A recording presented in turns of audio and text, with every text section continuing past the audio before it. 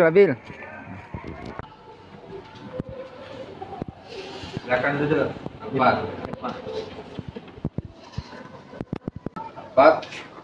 Kamu tahu tidak apa kesalahan? Tahu Pak. Itu membuang sampah sembarangan. Buang sampah di sembarangan tempat. Apakah kamu tahu buang sampah di sembarangan tempat itu baik atau tidak? Tidak. Tidak, ya. Apa tahu kalau kita punya keyakinan kelas? Ya, kita punya keyakinan keras. Keyakinan apa itu? Tidak membuang sampah sembarangan. Tidak membuang sampah di sembarangan tempat. Apalagi kita adalah sekolah adiyata.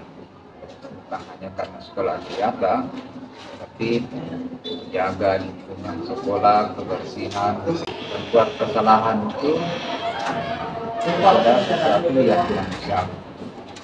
Semua orang pasti pernah membuat kesalahan. Tidak ada yang sempurna di dunia ini. Dapat apa yang kita inginkan? Mau jadi artis. Ya. Untuk mau jadi artis, ya, berarti harus rajin belajar, ya. Rajin apa lagi? Bersihkan diri. Nah, rajin bersihkan diri, ya. Tidak boleh membuang sampah di sembarangan tempat, ya. Nah, kira-kira mau tidak untuk memperbaiki kesalahan tadi? Mau Pak. Ya. Atau bisa tidak diceritakan dulu kenapa tadi itu berbuat kesalahan membuang sampah? Malas cari tempat sampah Pak. Malas dari tempat sampah. Nah, ya. Oke, kan sudah disadari. Nah, kira-kira mau tidak memperbaiki kesalahannya? Mau Pak. Kira-kira bagaimana? Saya berjanji Pak tidak akan membuang sampah sembarangan. Janji untuk tidak membuang di sembarangan tempat. Ya. Jadi kita harus yakin bahwa kebersihan itu penting, ya. Nah, tidak hanya nanti ditegur atau nanti ada sanksi, gitu ya. Oke, jadi itu yang harus diperhatikan, ya.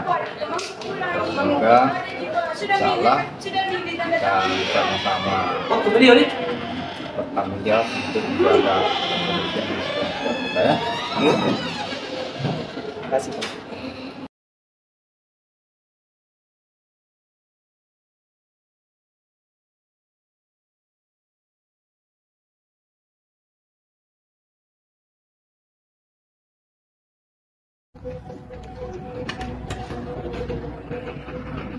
Nah, silakan dulu. Ada Maraya, ya. Ada Maraya. Apakah kamu tahu apa kesalahannya? Apa kesalahannya? Tadi menyuntik saat ujian. Ya. Nah, menurut Anda Maraya, menyuntik saat ujian itu baik atau tidak? Nah, salah, ya. Oke. Nah, Maraya bisa dipahami yang namanya kesalahan termasuk menyuntik. Ya mungkin semua orang, ya, tidak ada yang sempurna di dunia ini. Apakah itu tadi sesuai enggak dengan keyakinan keras kita? Tidak, ya. Keyakinan keras kita itu apa yang kita tahu?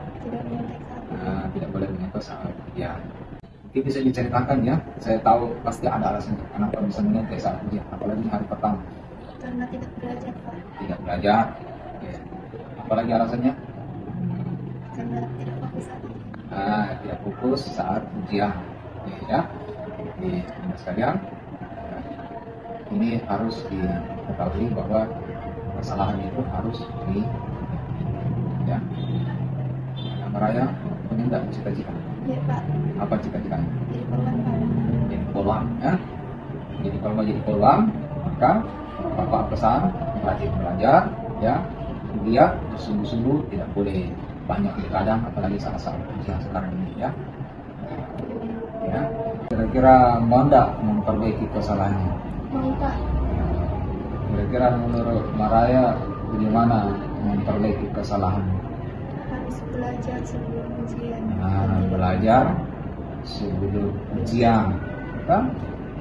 Kemudian memang harus jujur, ya, Ya. bertanggung jawab. Mudah-mudahan ini kita bisa jalankan, yakin bahwa belajar sungguh-sungguh, jujur, bertanggung jawab itu penting, nah, untuk masa depan kita, ya. Terima kasih banyak, Bunda, ya. Lanjut, Pak. Iya.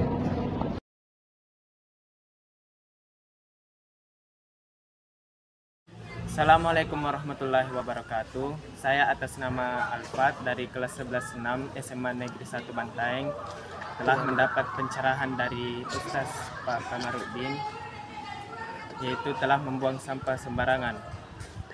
Dan saya telah berjanji untuk tidak akan mengulanginya lagi.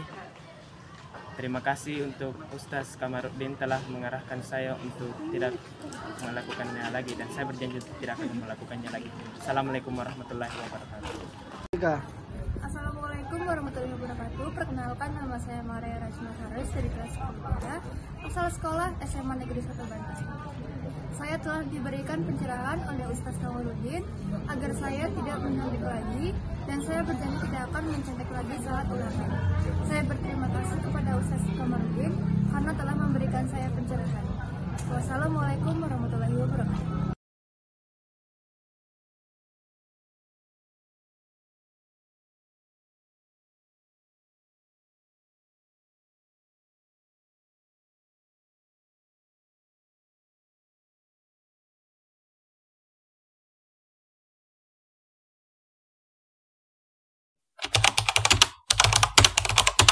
Bismillahirrahmanirrahim. Assalamualaikum warahmatullahi wabarakatuh. Jadi pertama-tama saya ucapkan terima kasih kepada Bapak Ibu Guru yang sempat hadir di ruangan ini untuk memenuhi undangan kami. Marilah kita bersama-sama mengucapkan Bismillahirrahmanirrahim untuk memulai kegiatan kita pada pagi hari ini. Bismillahirrahmanirrahim.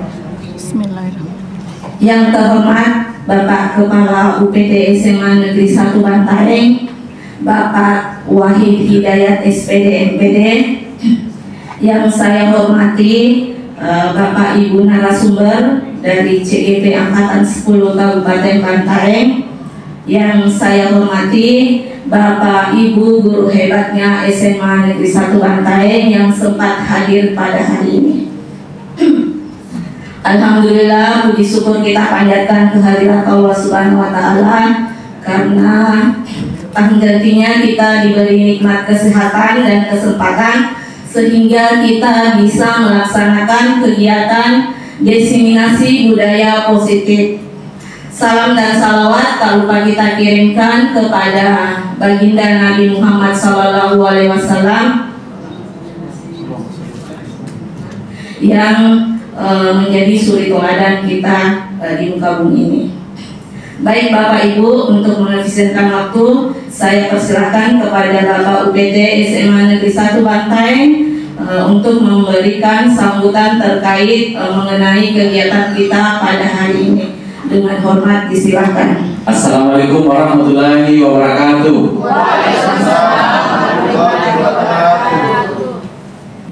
Alhamdulillahirrahmanirrahim. Assalatu wassalamu ala asrafil anbiya'i wal mursalin. Allahumma salli ala Muhammad wa ala ali Muhammad. Rabbi shrah li sadri wa yassir li amri wa tamil lisani yafqahu qawli. Ya Latif, ya Hayyun, ya Qayyum, ya Rasak, ya Rahman, ya Rahim, ya Dzul Jalali wal Ikram. Yang saya hormati, saya banggakan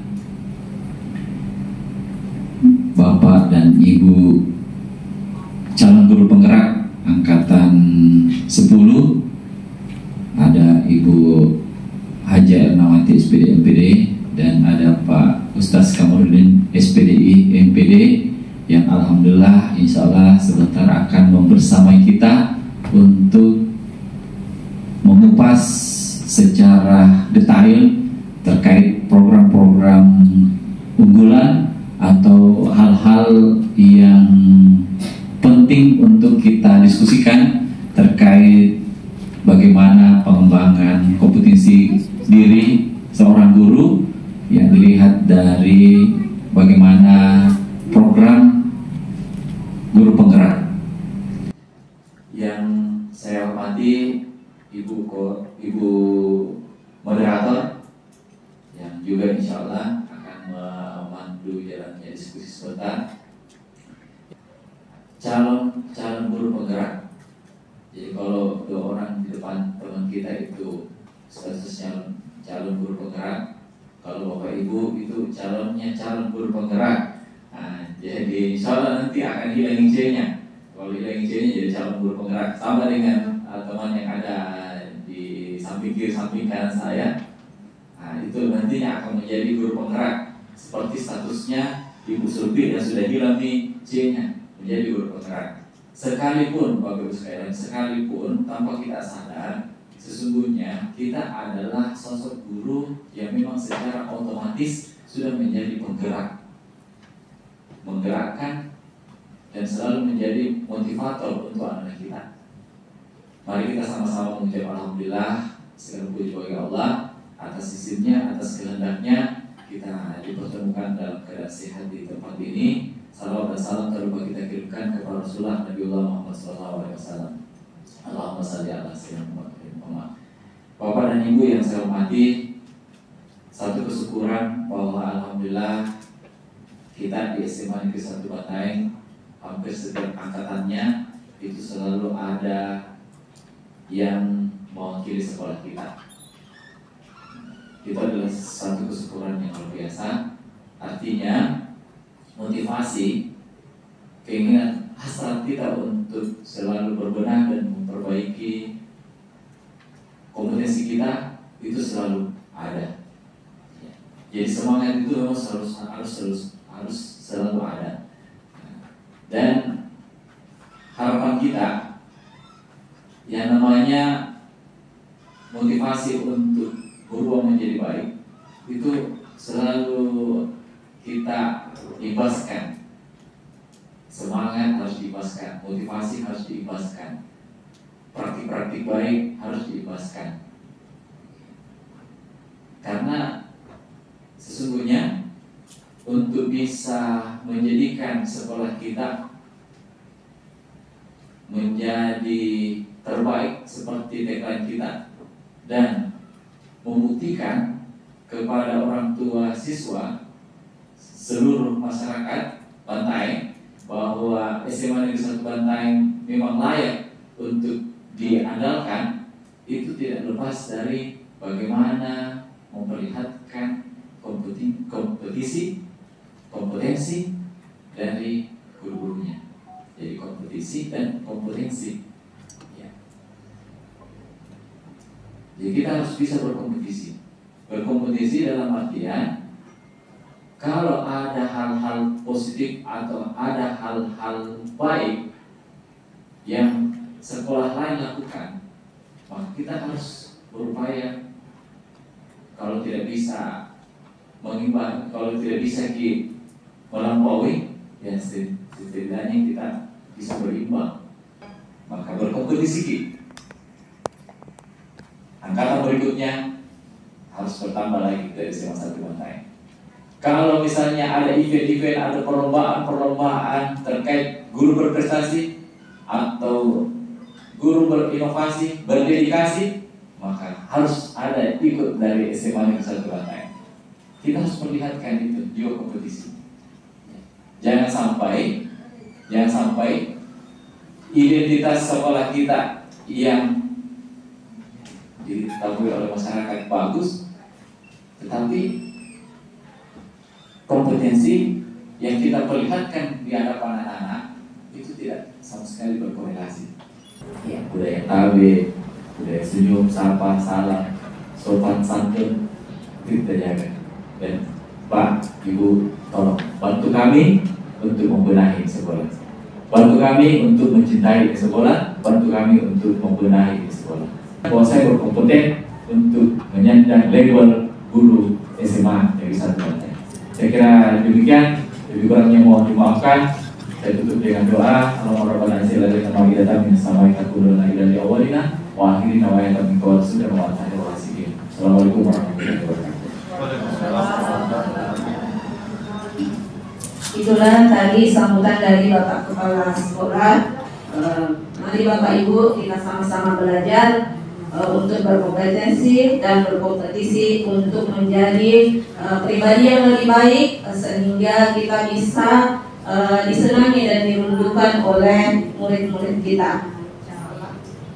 Acara selanjutnya yaitu marilah kita bersama-sama mendengarkan pemaparan dari dua narasumber kita. Yang pertama itu adalah narasumber yang pertama ada Bapak Kamarudin SPDI MPD.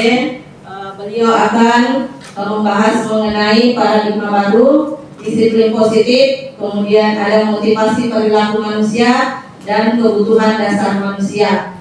Kemudian narasumber kita yang kedua ada Ibu Haja Hernawati SPD MPD.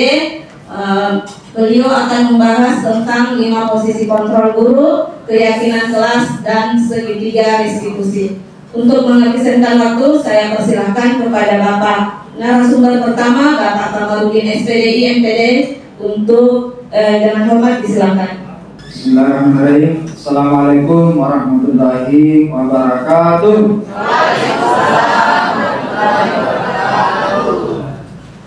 Alhamdulillah.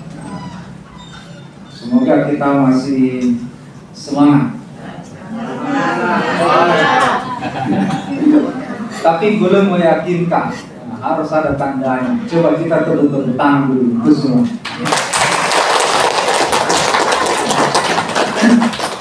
Ya, karena terkait dengan keyakinan itu dalam hati, maka tuntutan itu sebetulnya bagi kita adalah apa yang kita bisa lihat tanda-tanda. Baik, terima kasih banyak Bapak Kepala Sekolah telah memberikan pengantar tadi, Ibu Moderator yang memandu kita semua dalam satu kegiatan diseminasi. Jadi menyebarkan pemahaman yang luas kepada orang banyak. Alhamdulillah, ini adalah kegiatan kami di calon guru program pendidikan guru penggerak pada modul 1.4. Berarti sebelumnya ada modul 1.1, modul 1.2, modul 1.3, sekarang modul 1.4. Dan alhamdulillah di sekolah di SMA Negeri 1 Bantaeng sebelumnya juga sudah ada demonstrasi kontekstual yang terkait dengan keyakinan kelas dan segitiga restitusi. Jadi sebagai gambaran bahwa budaya positif ini itu adalah satu paket modul yang isinya tadi supaya lengkap dan utuh bagaimana konsepsi pemahaman kita, penerapan, lalu kemudian hasilnya dalam bentuk aksi nyata dan praktik baiknya.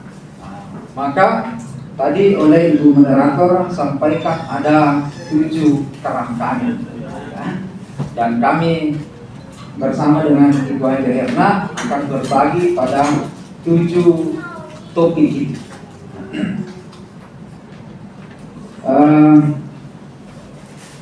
Bapak Ibu sekalian, kita bersalawat kepada Rasulullah Muhammad SAW. Insya Allah bahwa apa yang kita laksanakan ini adalah menjadi bagian dari kita selaku seorang hamba, selaku umat Rasulullah, dan selaku guru yang memang senantiasa untuk meningkatkan kompetensi dan profesionalisme kita. Untuk satu yang saya tangkap di program guru penggerak itu bahwa kita adalah guru yang memang sudah memilih pekerjaan menjadi guru karenanya harus profesional. Karena itu tuntutannya adalah belajar dan belajar sepanjang hayat. Karena itu saya lebih awal menyampaikan kepada kita semua bahwa insya Allah saya juga bagian dari kita sama-sama belajar, tetapi tidak hanya belajar, tetapi berbagi, kemudian berkolaborasi. Karena itu tagline dari program guru penggerak itu adalah maju bersama, hebat semua. Nah, saya kira ini menjadi spirit kita semua. Dan berikutnya Bapak Ibu sekalian, untuk mengantar bagaimana kita memahami secara konseptual penerapan pelaksanaan budaya positif di sekolah.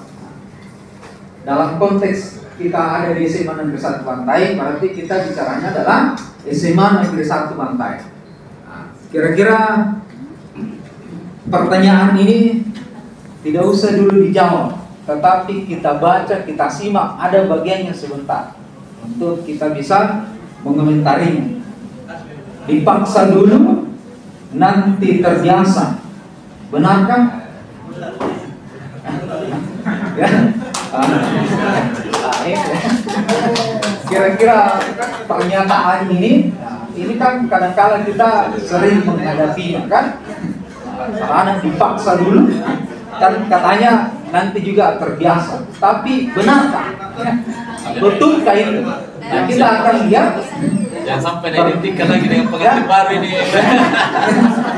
Kita akan lihat pada konsep yang ada pada modul yang alhamdulillah kami sebelumnya sudah melakukan eksplorasi bersama.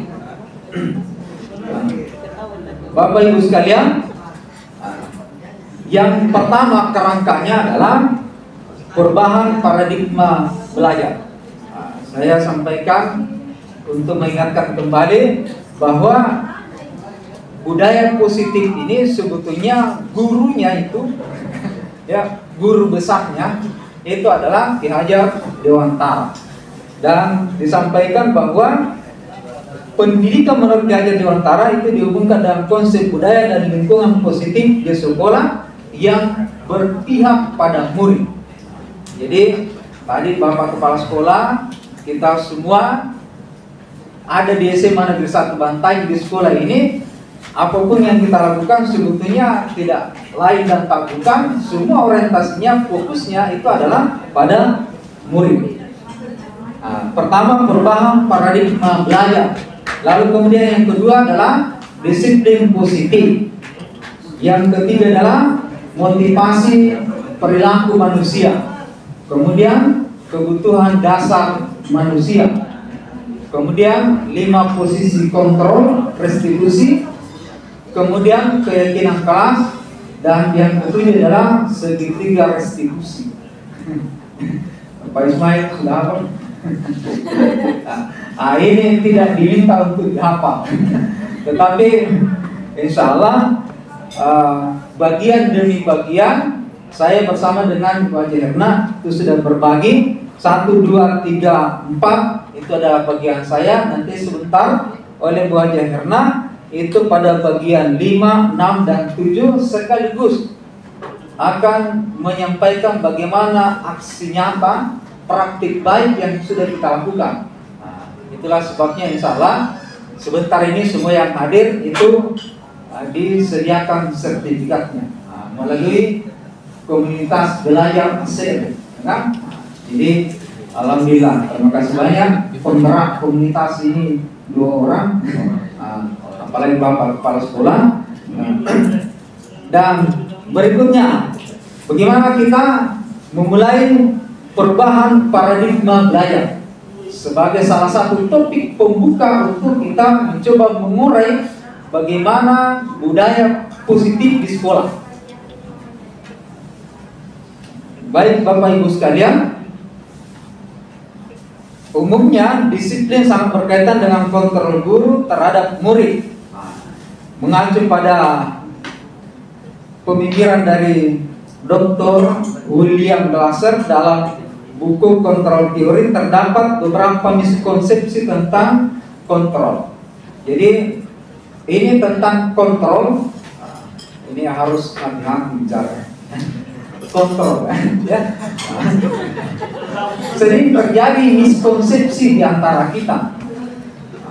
Ada teori yang bisa kita sepakat, tetapi penting juga kita setuju kalau memang benar, karena ini teruji.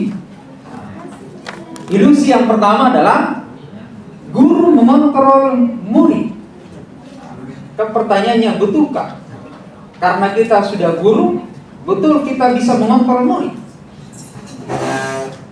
Kemudian berikutnya adalah semua penguatan positif, efektif, dan bermanfaat. Menurut William Glasser bahwa itu adalah ilusi. Yang ketiga adalah kritik dan membuat orang merasa bersalah ternyata dapat menguatkan karakter.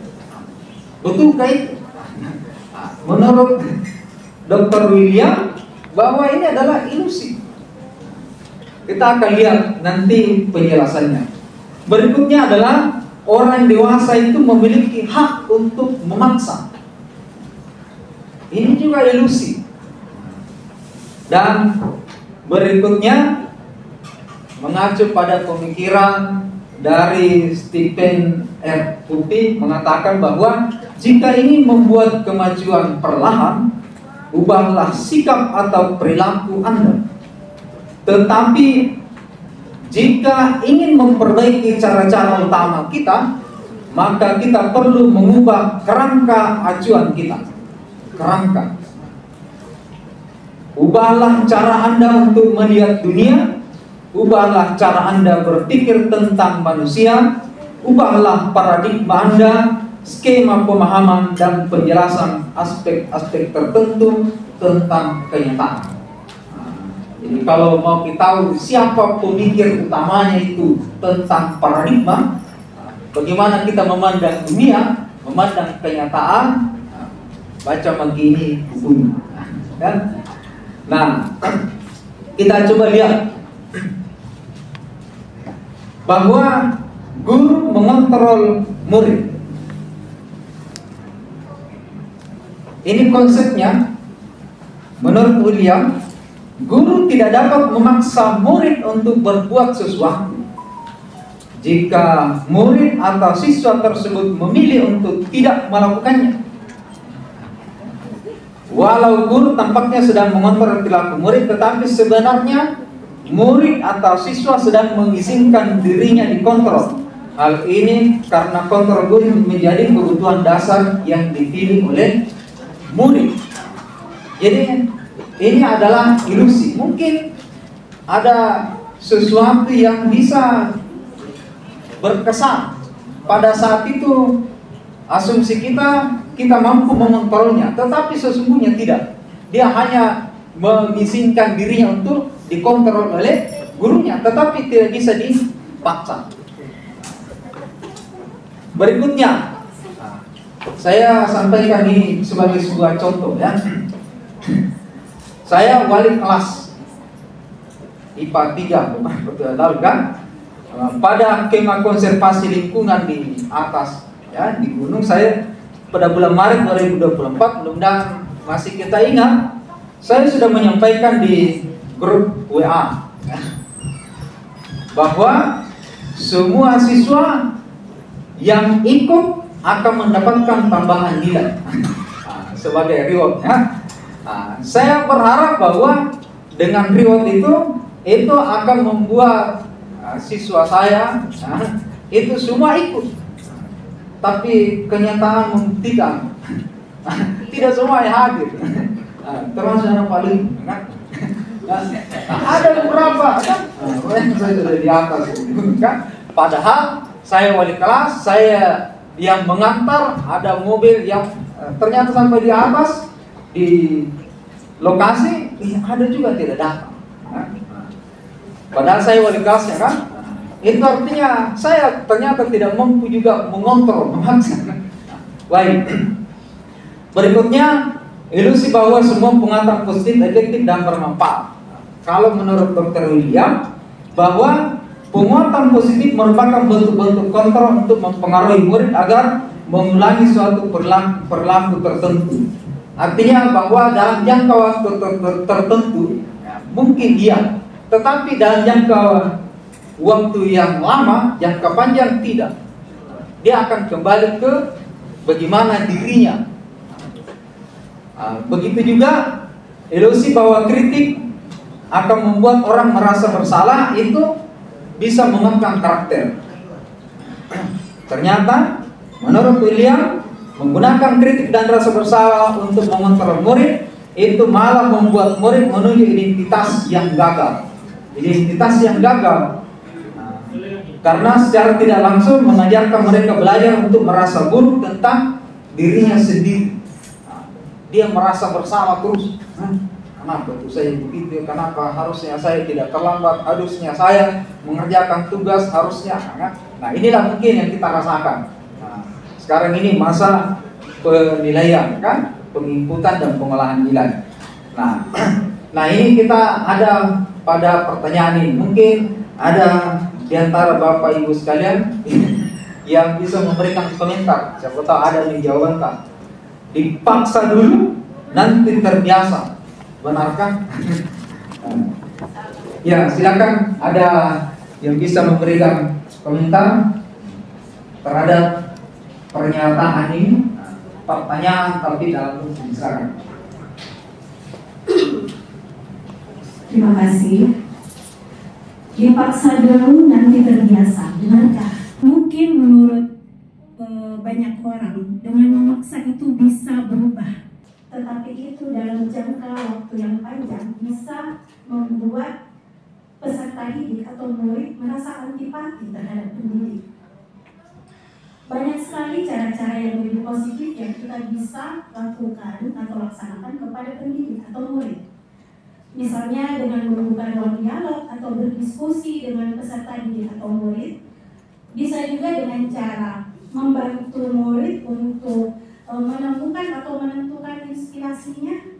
Atau barangkali bisa juga mengajak atau mendorong murid untuk melakukan kegiatan-kegiatan yang ia senangi. Jadi seperti itu. Jadi untuk jangka pendek itu bisa saja, tetapi untuk jangka panjang itu tidak baik dilakukan dengan cara memaksa seperti itu. Ya. Oke. Alhamdulillah, makasih banyak Ibu ya. Alhamdulillah. Berarti kalau pertanyaannya setuju atau tidak setuju, lebih tidak setuju. Bisa ada efeknya tapi jangka pendek, bahkan bisa menimbulkan permusuhan. Anak-anak biasanya menghindar, kan? Ada lagi Pak Abbas, ada sedikit.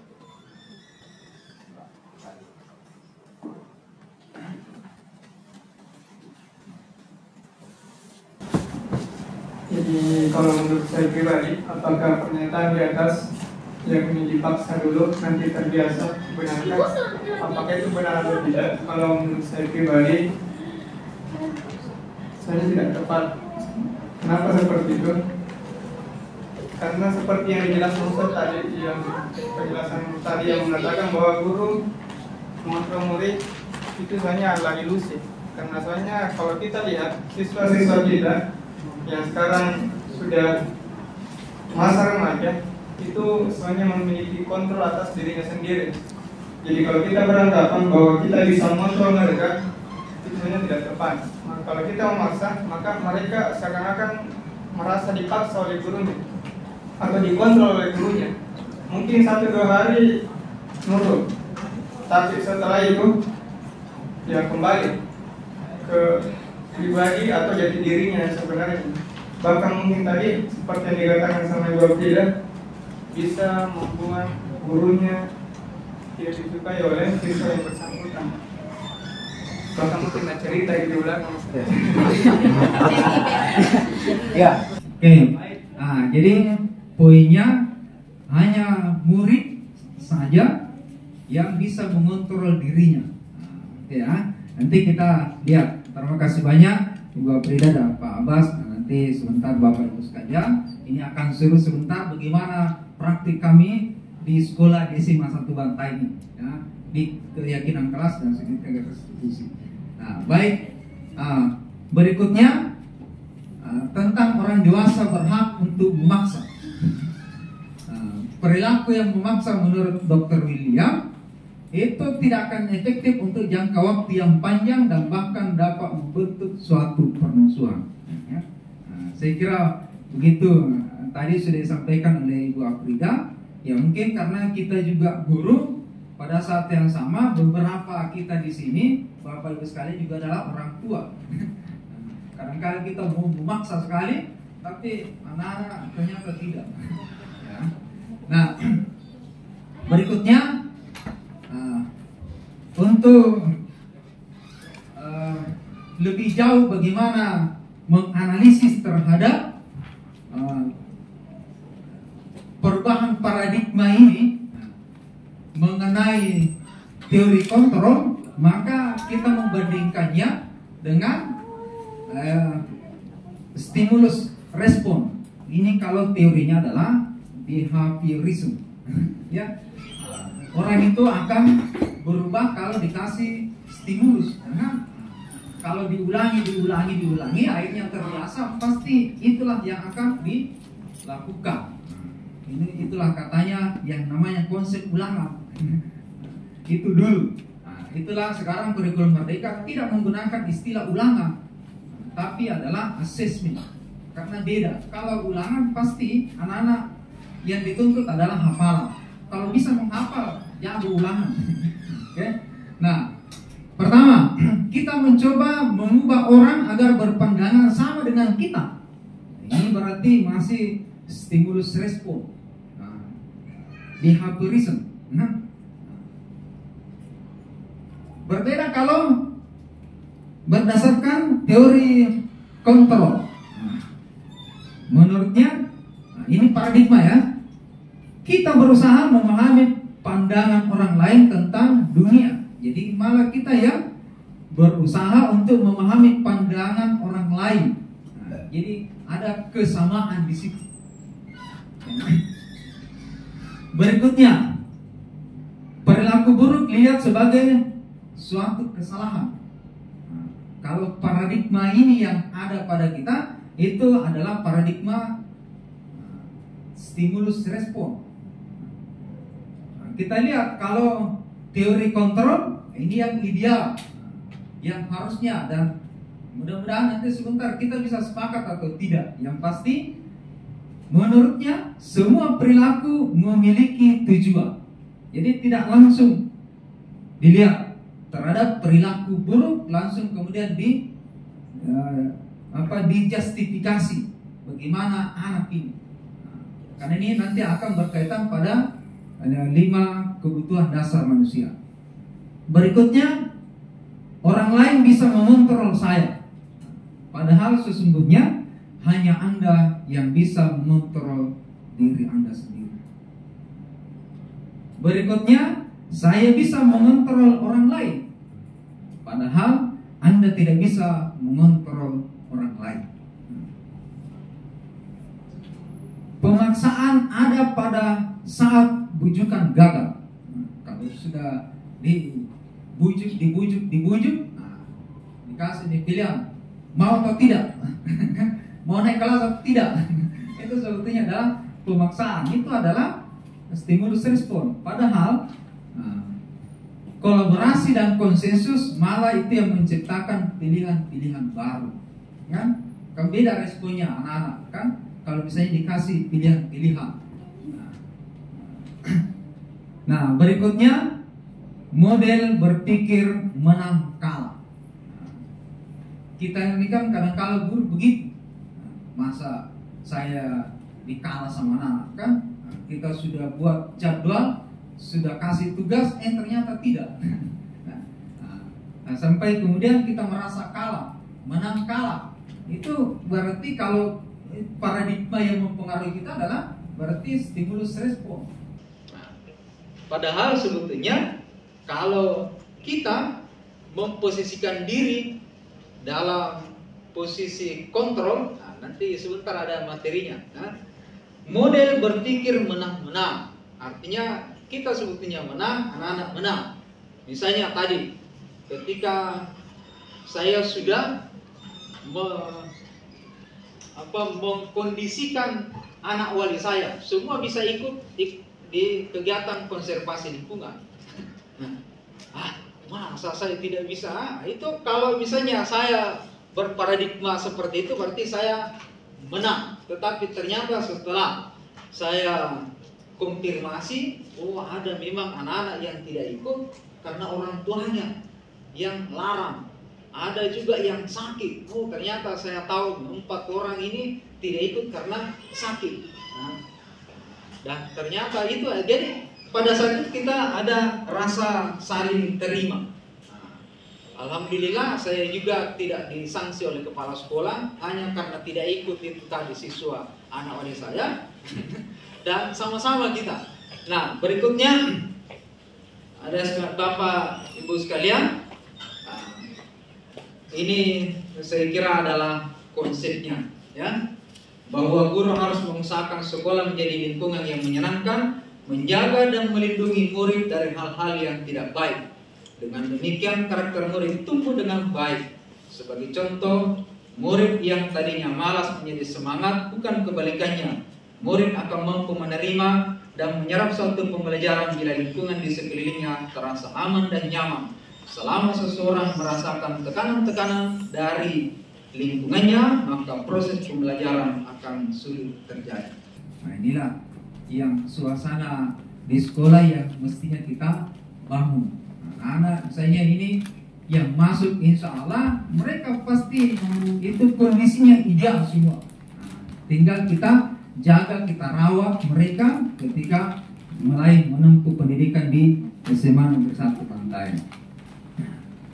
Ini kerangka kedua, disiplin positif. Nah, mungkin bisa sebentar tanya jawab. Kerangka kedua adalah disiplin positif. Ini ada namanya positif. Berarti ada sesuatu yang berbeda dengan kata disiplin. Disiplin adalah sesuatu yang penting, tetapi menurut Ki Hajar Dewantara menyatakan bahwa untuk menciptakan siswa yang merdeka, maka syarat utamanya harus mempunyai disiplin yang kuat, yaitu disiplin diri yang berasal dari motivasi internal atau motivasi intrinsik dalam diri sendiri. Jika tidak mempunyai motivasi internal, maka diperlukan motivasi eksternal untuk mendisiplinkan diri. Siapa yang tidak kenal tentang konsep merdeka ini? Inilah sebetulnya adalah Bapak Ki Hajar Dewantara. Tetapi syarat merdeka mengajar, syarat merdeka belajar, yang selama ini kan kadang-kadang kita menganggap atau mungkin seolah-olah semau-maunya kita, padahal tidak. Tidak perlu ada rasa disiplin karena itu tidak merdeka. Padahal menurut Ki Hajar Dewantara tidak, bahkan dia harus disiplin. Cuma disiplinnya ini adalah disiplin yang motivasinya secara internal. Nanti sebentar ada materinya bagaimana motivasi kedisiplinan itu berpengaruh. Berikutnya ada pemikir, ini Dayan Gasson menyatakan bahwa kata disiplin berasal dari bahasa Latin. Saya kira ini adalah konsep saja yang bisa menambah pemahaman kita tentang disiplin, bahwa itu memang adalah sesuatu yang penting. Hanya pemahaman kita bagaimana disiplin itu bisa tumbuh dan dia positif.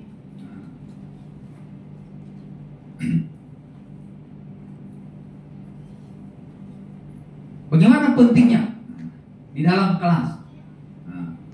Dalam kelas yang menerapkan disiplin positif, fokus utamanya adalah membantu murid memahami konsekuensi dari tindakan mereka dan mengajarkan mereka cara mengatasi konflik dan tantangan.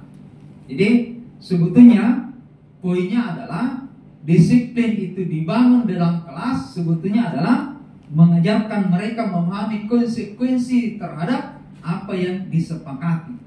Nah, itulah fokusnya nanti, insya Allah ada keyakinan kelas.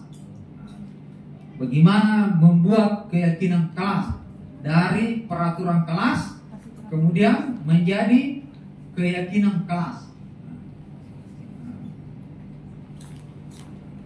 Berikutnya, menanamkan motivasi kepada semua murid. Saya kira inilah tujuan yang namanya disiplin positif. Ada Pak Dudi di sini kan. Di antara kebudayaan kita yang menurut saya positif, makanya tadi di awal saya tidak mengatakan membangun budaya positif, tetapi adalah menguatkan budaya positif. Setiap hari kita tiket bergantian, ya, di depan.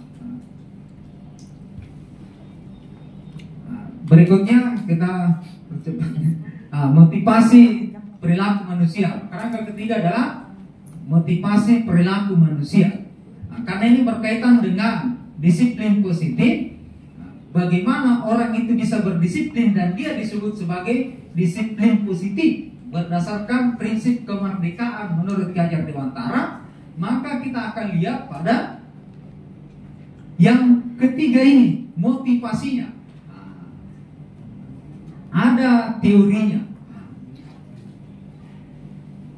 Ada 3 teori motivasi perilaku manusia menurut Diane Garson. Dikatakan merdeka itu artinya tidak hanya terlepas dari perintah, akan tetapi juga cakap dalam memerintah diri sendiri. Jadi sebetulnya itu perintah kita tidak akan pernah terlepas. Tetapi perintah yang paling bagus itu adalah diri sendiri yang memerintah. Nah, saya kira begitu Pak Manusia. Belum masuk tugas, sampai minyak, saya harus. Nah, itu kesadaran sebetulnya. Kita sendiri yang memerintah diri sendiri. Sampai hari apa ini, jadwalku tiket. Nah, kita yang memerintah diri sendiri. Nah, bukan nanti pada saat di chat atau di apalah, enggak. Nah, berikutnya kita lihat. Nah, kan ada 3 ya teori motivasi. Yang pertama adalah untuk menghindari ketidaknyamanan atau hukuman. Ini alasan kenapa seseorang melakukan sesuatu atau dia berdisiplin. Kalau kita bicara tentang disiplin, motivasinya dulu ada 3. Pertama, karena untuk menghindari ketidaknyamanan atau hukuman. Nah, saya kira kita rasakan lah bagaimana di kelas, di sekolah, kan anak-anak kalau dia tidak diancam misalnya, oh ternyata biasa-biasa saja. Tetapi ada juga yang ketika diancam dikasih hukuman, lalu kemudian dia bertanggung jawab terhadap tugasnya dan seterusnya. Berikutnya, yang kedua adalah untuk mendapatkan imbalan atau penghargaan dari orang lain. Alhamdulillah kita di SMA 1 Bantaeng bukan nanti mau dikasih imbalan kepala sekolah baru kemudian kita rajin mengajar, ya kan? Begitu juga kepada siswa. Tetapi mungkin ada juga ya sebetulnya ya. Tetapi karena ini kenyataan, maka apapun itu pasti motivasinya itu bukanlah motivasi yang internal seperti yang dibahasakan tadi. Karena yang ketiga inilah yang seharusnya, yaitu adalah untuk menjadi orang yang mereka inginkan dan menghargai diri sendiri dengan nilai-nilai yang mereka percaya. Nah, berarti ada nilai-nilai. Mohon maaf kalau misalnya memang ini masih lebih abstrak karena bicara tentang keyakinan, bicara tentang disiplin positif, bicara tentang nilai itu adalah sesuatu yang memang ada pada setiap diri, hanya saja dia tidak tampak kelihatan di luar. Tetapi itulah yang kemudian menjadi penentu arah kita seperti apa dan bagaimana. Itulah di awal saya sampaikan tentang paradigma. Nah, berikutnya sedikit penjelasan ya. Untuk menghindari ketidaknyamanan atau hukuman.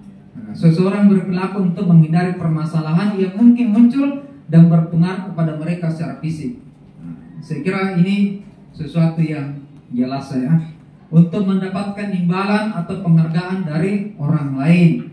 Ini juga itu hanya karena ingin dipuji. Bahkan anak-anak itu kadang-kala malas kalau misalnya dia tidak dikasih pujian. Apalagi kalau misalnya soal ranking. Ini juga saya tangkap kenapa sekarang kurikulum Merdeka tidak ada istilah ranking 1, ranking 2, ranking 3. Karena menurutnya ini malah membunuh kreativitas, penghargaan itu. Maaf, mungkin kita bisa berbeda, tetapi saya sampaikan ini teorinya ya. Lalu kemudian yang seharusnya adalah orang melakukan sesuatu karena nilai-nilai yang mereka yakini dan hargai. Berarti inilah sebetulnya yang mestinya motivasi itu muncul karena adanya nilai-nilai yang mereka yakini dan hargai. Nilai-nilai kebajikan. Alhamdulillah tadi Bapak Kepala Sekolah sudah sampaikan, di sini ada namanya budaya tabi. Senyum, sapa, salam, sopan, santun. Kita di Bantaeng ada namanya Abulo Sibatam. Kemarin pada beberapa waktu yang lalu saya mengidentifikasi di antara budaya kita di Bantaeng adalah misalnya si Katutui, si Pitamara. Bahkan ketika saya di dalam kelas, kadang-kala ada siswa tidak mengerti yang namanya Tamalan Ria. Tamalan Ria, padahal dia pergi ke Unhas, ada jalan di sana, jalan Tamalan Ria. Ternyata itu adalah pesan orang tua kita dulu. Tamalan Ria itu adalah nilai budaya, optimis, tidak putus asa. Oke. Nah, berikutnya teori motivasi perilaku manusia. Saya kira ini kata kunci pertanyaan yang memandu kita. Apa yang akan terjadi apabila saya tidak melakukannya? Kalau dia lakukan, berarti ini motivasinya motivasi eksternal. Begitu juga yang kedua, untuk mendapatkan imbalan itu adalah motivasi eksternal. Berbeda yang ketiga itu adalah untuk menghargai diri sendiri. Saya akan menjadi orang seperti apa bila saya melakukannya. Itu dalam diri. Kalau ada dorongan dalam diri, dia perintah, saya rajin datang, saya rajin belajar, meskipun saya rajin ikut upacara bendera, ya, meskipun hujan,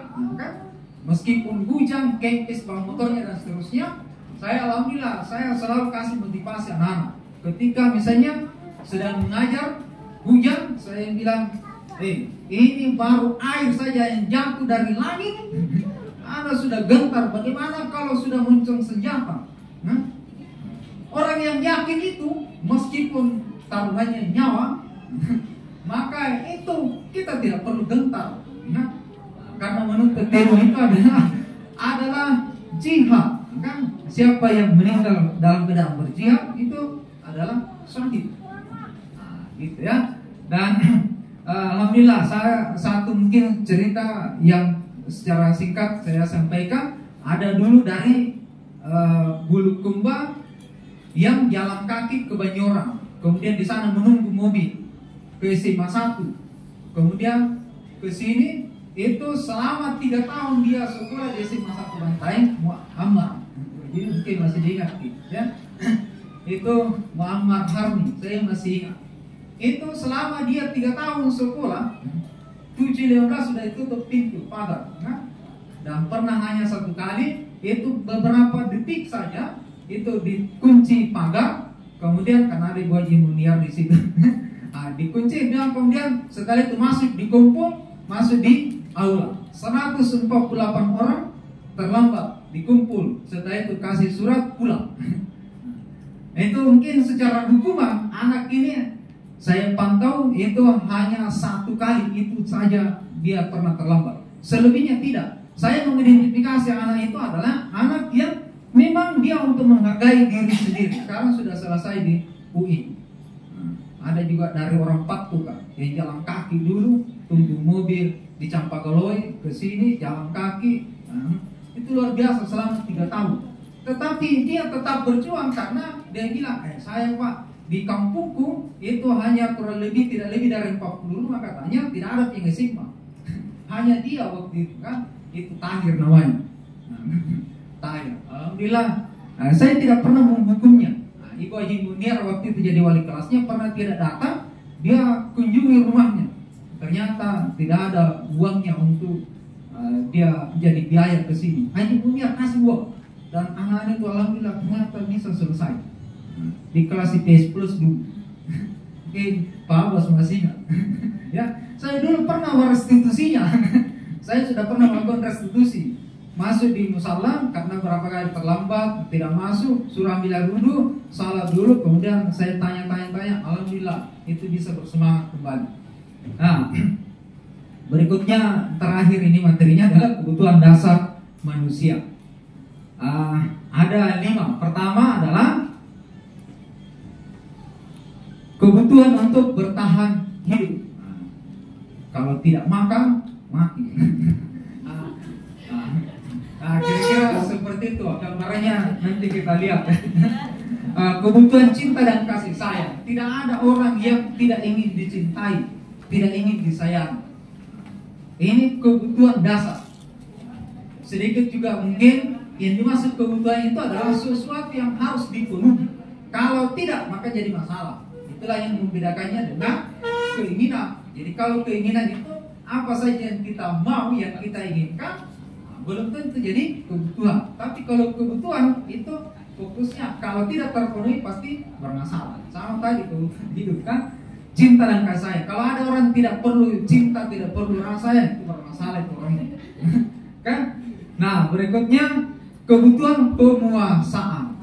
Ketua kelas, ya, dia pun mengontrol, ya, makanya dalam keluarga juga ada kepala keluarga. Nah, di sekolah ada kepala sekolah, ada wakasek, ada, iya masing-masing kita ada ini. Karena ada ruang kebutuhan yang mau dipenuhi. Berikutnya kebutuhan kebebasan. Nah, saya kira kita lihat nanti kebutuhan kesenangan. Yang kelima kebutuhan kesenangan. Berarti ada 5. Pak Abbas mungkin bisa ya. 5 kebutuhan ya. Nanti ada di kesimpulan yang terakhir ya. Kebutuhan untuk bertahan hidup. Saya kira ini adalah sesuatu yang kenyataan. Jadi kalau misalnya kita ketemu dengan anak-anak di dalam kelas, menangis, kenapa menangis? Itu Pak, anuku nak ambil makananku kan? Ada anak wali saya dulu begitu kan? Mamanya cerita. Karena itu setiap ada makanan dia bawa itu selalu diambil oleh temannya. Ternyata ini temannya memang dia tidak ada uang jajan. Kemudian ada juga mungkin uang jajan tapi pulsa nih. Beda dengan ini yang satu, saya sebut namanya Biak kan, karena memang dia orang kaya. Itu dia melakukan itu mencuri makanannya karena dia butuh, dia punya ada kebutuhan dasarnya yang tidak terpenuhi di rumah. Nah, dia mau bertahan hidup. Makanya Bapak Ibu sekalian kalau ada begitu ya jangan langsung menghukum, kasih uang. Beli kan jangan sampai itu sesuatu yang memang mendesak. Berikutnya kebutuhan cinta dan kasih sayang. Insya Allah anak-anak itu akan dekat dengan kita. Dia bisa merespon dengan positif apa yang kita sampaikan kalau dia merasa dicintai, disayangi. Berikutnya kebutuhan penguasaan. Nah, ini kadang-kala kita bisa mengidentifikasi terutama wali kelas. Kita lihat dulu, jangan langsung. Kalau saya lihat dulu, siapa di sini yang paling mengontrol ini kan? Itu akan muncul itu. Ini sosok yang bisa dijadikan selaku ketua kelas. Kita lihat kebutuhan penguasaannya yang menonjol. Karena kalau tidak, ini dia bisa bermasalah. Saya dulu pernah mengganti ketua kelas karena ada yang lebih dominan di atasnya. Kalau pulang, dia paksa orang. Semua kelasnya disuruh pulang. Absen dia bawa pulang, termasuk ketua kelas. Belakangan dia bilang, kenapa Anda ketua kelas tapi teman-temannya juga disuruh pulang? Dibilang, Pak, kalau tidak pulang nih, nah pukul gitu ya, saya tidak sebut namanya, tapi ada di sekitar sini. Ternyata dia adalah ketua geng. Mungkin Ibu Herna ingat, karena saya wali kelasnya kelas 11 naik kelas 12, Ibu Herna yang terima. Ada waktu itu ya. Ternyata saya ganti, alhamdulillah baik, stabil itu kelas. Kemudian berikutnya kebutuhan kebebasan. Ini Bapak Ibu sekalian, seringkali kita juga menemukan anak-anak di dalam kelas itu bosan, suntak-suntak keluar. Beda kalau Pak Abbas, dia temani keluar siswa, itu biasanya anak-anak nyaman karena ada rasa kebebasan yang dia dapatkan, tidak bosan. Kebutuhan kebebasan, dan terakhir adalah kebutuhan kesenangan. Makanya alhamdulillah tadi kita sudah senyum, sudah ketawa, tapi hati-hati Ki, jangan sampai kita masuk di dalam kelas ada anak-anak dari pagi sampai pulang tidak pernah ketawa, tidak pernah senyum, karena dia dari rumah itu sudah dapat memang masalah. Orang tuanya, bapak ibunya marah-marahi dia, sampai di depan dimarah-marahi lagi. Masuk di kelas belajar yang pertama dimarah-marahi lagi, ditagih tugasnya, ada iuran kelasnya, ada iuran ini, dan sampai pulang. Nah itu hati-hati. Saya pernah menemukan anak-anak itu pindah ke sekolah lain karena dia tidak merasa nyaman, tidak bahagia, karena memang di rumah memang terpaksa. Orang kaya tapi tak 5.000 dikasihkan setiap hari. Bayangkan itu. Padahal kebutuhan banyak sekali. Dan berikutnya, alhamdulillah sudah sampai pada kerangka yang ke 5, 6, 7. Yang 3 ini ya itu akan dilanjutkan oleh Ibu Haja Herna. Posisi kontrol restitusi. Kita ini guru, ada 5 posisi guru. Mau tidak mau ada di dalam situ. Seperti apa dan bagaimana itu, maka insya Allah oleh Ibu Haja Herna akan melanjutkan. Jadi mungkin karena waktu, jadi biar nanti sebentar ada sesi tanya jawab. Selanjutnya demikian dari saya. Terima kasih banyak. Assalamualaikum warahmatullahi wabarakatuh. Saya kembalikan kepada Ibu. Itulah tadi pemaparan dari narasumber kita yang pertama, yaitu Bapak Kamarudin SPD INPD. Kita beri aplaus dulu untuk Bapak. Selanjutnya pemaparan yang kedua dari narasumber kita, yaitu Ibu Aji Hernawati SPD MPD. Dengan hormat disilakan. Ya, jadi inilah bagian saya hari ini untuk memaparkan berbagi pemahaman tentang posisi kontrol guru, keyakinan kelas, dan segitiga restitusi. Ya, jadi yang pertama adalah posisi kontrol guru. Di bagian ini saya akan memaparkan pendapat dari seorang ilmuwan. Jadi bukan pendapat saya, pendapat seorang ilmuwan. Dan sebelum saya paparkan, tadi saya membagikan selembar kertas kepada Bapak Ibu, mungkin bisa dianalisis, tapi yang belum punya bisa mungkin dibagikan, ada di sebelah kiri Pak Layenta, di meja sebelah. Ya, jadi sambil mengikuti pemaparan seri-seri, kita cek ada 2 kasus di situ, kira-kira yang mana yang terkait dengan 2 kasus yang ada di lembaran itu. Yang kedua Bapak Ibu, mungkin waktu diskusi yang terlalu lama sebentar sehingga kita interaktif saja. Jadi setelah pemaparan ini kita sama-sama mengevaluasi diri. Kira-kira kita berada di posisi kontrol yang bagaimana selama ini. Demikian Bapak Ibu. Acara selanjutnya yaitu tanggapan atau umpan balik terkait mengenai narasumber kita. Silakan. Ya, baik. Bismillahirrahmanirrahim. Assalamualaikum warahmatullahi wabarakatuh. Ya, alhamdulillah kedua pemateri CGP angkatan 10 dengan 11 10 semua.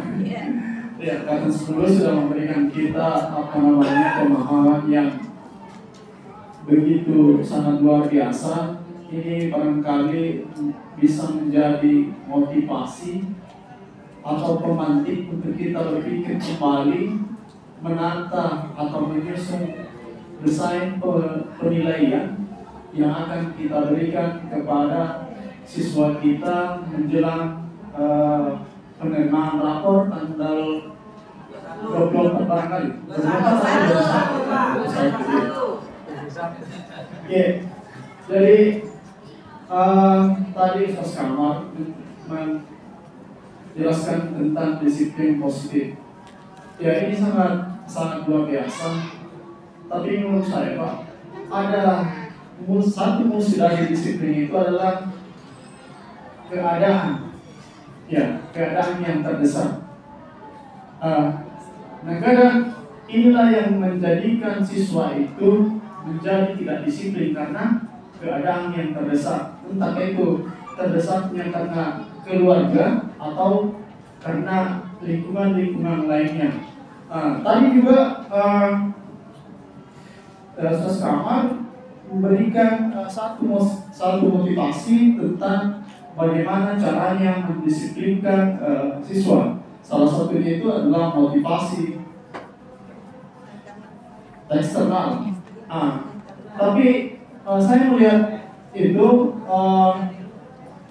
dan saya yakin juga bahwa tidak semua teori-teori yang disampaikan oleh Ustaz Kamal itu sesuai dengan keadaan yang terjadi di lingkungan kita sebagai, apalagi barangkali ketika melakukan studi tentang perumusan teori ini, siapa namanya tadi? Lasan siapa? Saya lupa. William Glasgow itu tidak tercakup tentang keadaan yang ada di lingkungan sekitar sekolah kita. Ya, itu yang pertama. Jadi barangkali Ustaz Kamal bisa memberikan kita satu contoh lagi tentang motivasi eksternal yang disesuaikan dengan budaya kita di Bantaeng. Itu yang mau saya dapatkan jawabannya dari Bapak Ustaz Kamaludin dan Ibu Haziana. Terima kasih. Wassalamualaikum warahmatullahi wabarakatuh. Waalaikumsalam warahmatullahi wabarakatuh. Satu orang lagi Bapak Ibu. Pak Dodi. Oke, baik, terima kasih banyak Bapak-bapak karena tidak ada yang pertanyaan. Jadi saya mengomentari, merespon yang dua saja ya. Pertama adalah tentang disiplin positif dan motivasi perilaku manusia. Jadi memang sebetulnya kalau misalnya dalam keadaan terdesak, darurat, anak-anak itu pasti melanggar. Makanya tidak langsung dikatakan bahwa ini melanggar lalu kemudian dikasih hukuman dan seterusnya. Makanya ada namanya berpola. Itulah sebabnya yang direstitusi itu. Makanya kaitannya tadi dengan segitiga restitusi, tidak semua pelanggaran itu direstitusi. Jadi dilihat dulu pelanggaran itu. Kalau berpola, hari ini terlambat, besok terlambat, lusa nyusi.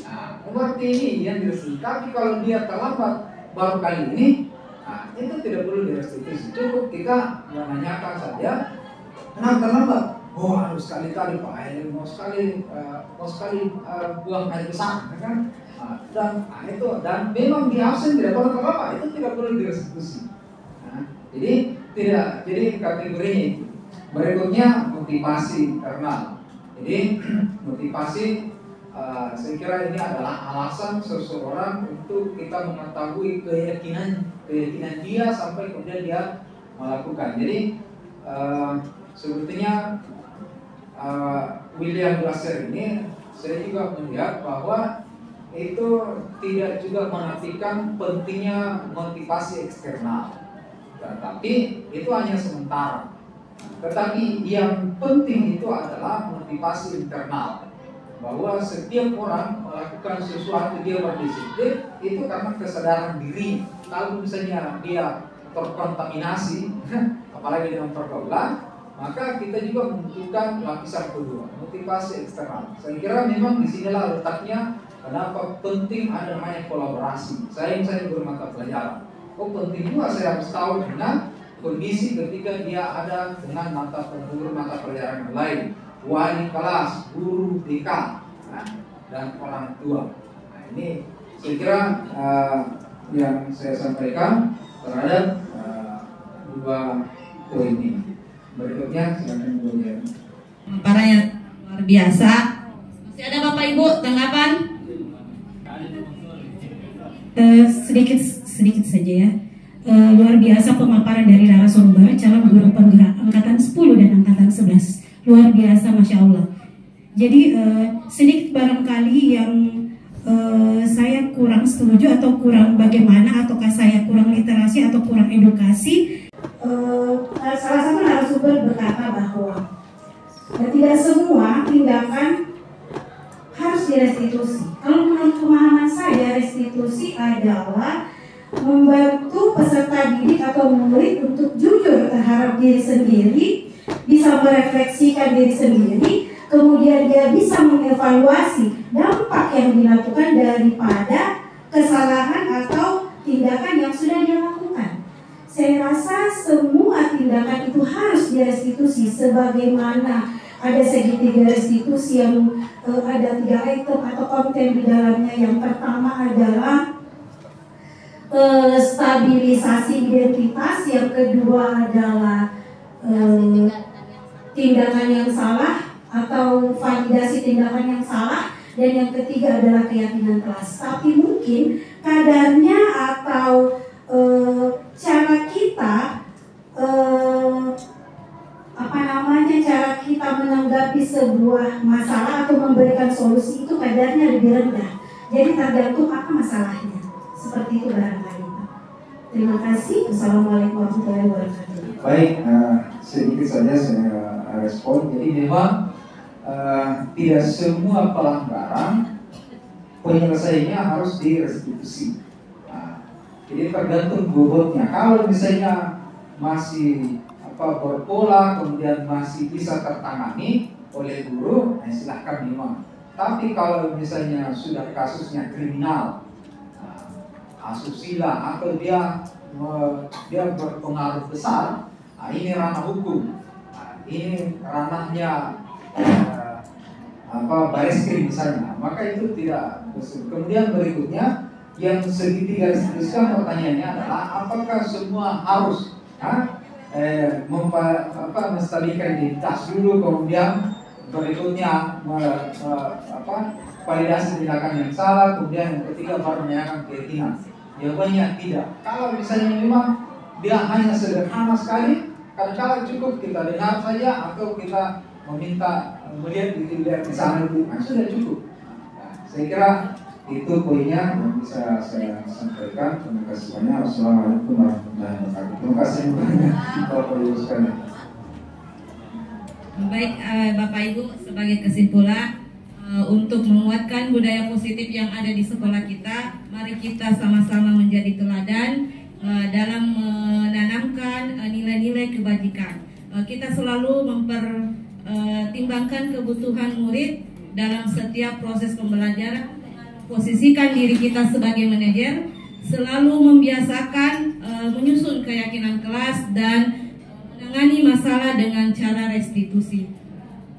Akhir kata saya ucapkan terima kasih atas perhatian tak. Saya akhiri dengan ucapan Assalamualaikum warahmatullahi wabarakatuh.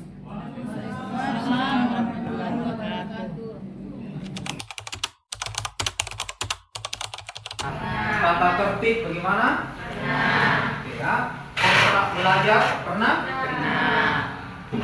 Itu semua adalah sesuatu yang kita lakukan tetapi setelah kita melaksanakannya, maka ada namanya konsekuensi.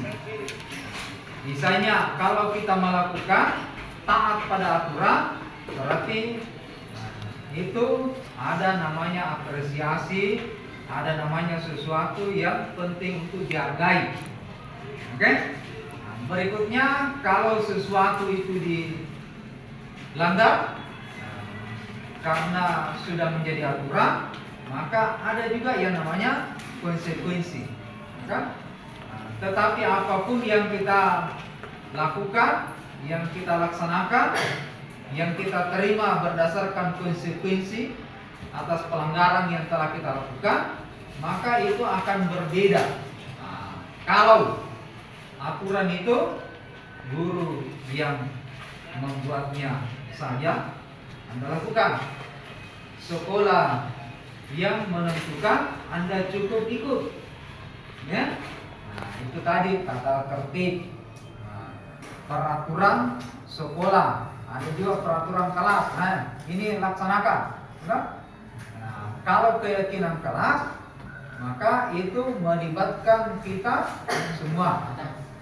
Anda sekalian, insyaallah kalian ini akan berlanjut bersama-sama dengan saya untuk mata pelajaran pendidikan agama Islam, atau misalnya nanti menjadi wali kelas, atau yang mengikat kita ini apalah nanti ketika Anda naik di tingkatan berikutnya, kelas 11, ya. Nah, Anda sekalian, keyakinan kelas. Nah, nanti Anda klik di sini tambah. Nah,